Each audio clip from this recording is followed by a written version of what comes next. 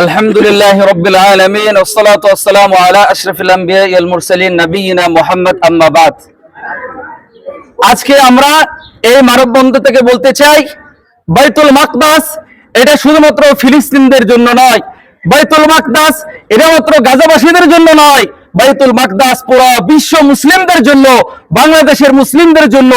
এই জন্য ওই বাইতুল মাকদাসকে রক্ষা করার জন্য যদি আমাদের জীবন দিতে হয়, আমরা জীবন দিতে রাজি আছি। রক্ষা করার জন্য যদি আমাদের রক্ত দিতে হয়, আমরা রক্ত দিতে রাজি আছি। হযরত ইব্রাহিম আলাইহিস সালাম সহ অসংখ্য নবী এই বাইতুল মাকদাস মুসলিমদের সর্বপ্রথম কেবলা।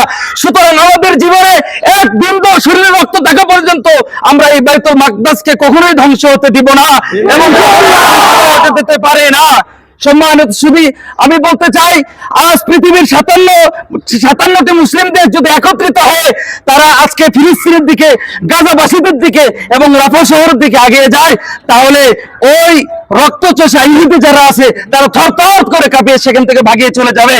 সম্মানিত উপস্থিতি, এই জন্য আমাদের 57টি মুসলিম দেশ সকলকে একত্রিত হয়ে একক শক্তি যোগিয়ে আমাদেরকে ফিলিস্তিনের পাশে দাঁড়াতে হবে। আল্লাহ আমাদেরকে সেই তৌফিক দান করুন।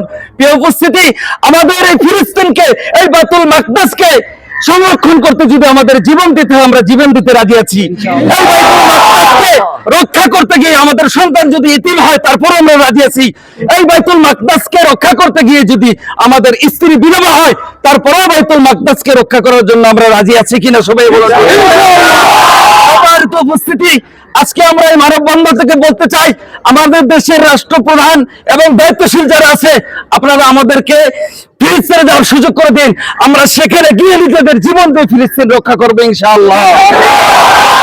আমরা উচ্চপদস্থ নেতৃবৃন্দ যারা আছে তাদেরকে উদারতা আহ্বান জানাবো, আমাদের দেশ থেকে যারা যেতে আগ্রহী তাদেরকে সুযোগ করে দেওয়া হোক, ভিসা এবং টিকিটের ব্যবস্থা করা হোক, তারা যেন গিয়ে সেখানে ফিলিস্তিনের বাইতুল মাকদাসকে রক্ষা করতে পারে। এবং এই রাফা শহরের যে বর্বর নির্যাতন, যারা যেভাবে বোমা মেরে মানুষকে জমিন থেকে আকাশে তুলছে, আকাশ থেকে নিচে এসে তাদের শরীরকে একদম ছিন্ন ভিন্ন করে ফেলছে, তাদের প্রতিশোধ যেন তারা নিতে পারে, সেই সুযোগ যেন সরকার করে দেয়, সেই উদারতা আহ্বান আমরা জানাচ্ছি। সর্বশেষ বলতে চাই, আল্লাহ সুবহানাহু ওয়া তাআলা যেন গাজার এই ফিলিস্তিনের এই গাজাবাসী এবং রাফা শহরের মুসলমানদেরকে হেফাজত করেন, গায়বীভাবে হেফাজত করেন। এই বলে আমার বক্তব্য আমি শেষ করছি। ওয়া আখিরু দাওয়ানা আলহামদুলিল্লাহি রাব্বিল আলামিন। আলহামদুলিল্লাহ, ইনশাআল্লাহ।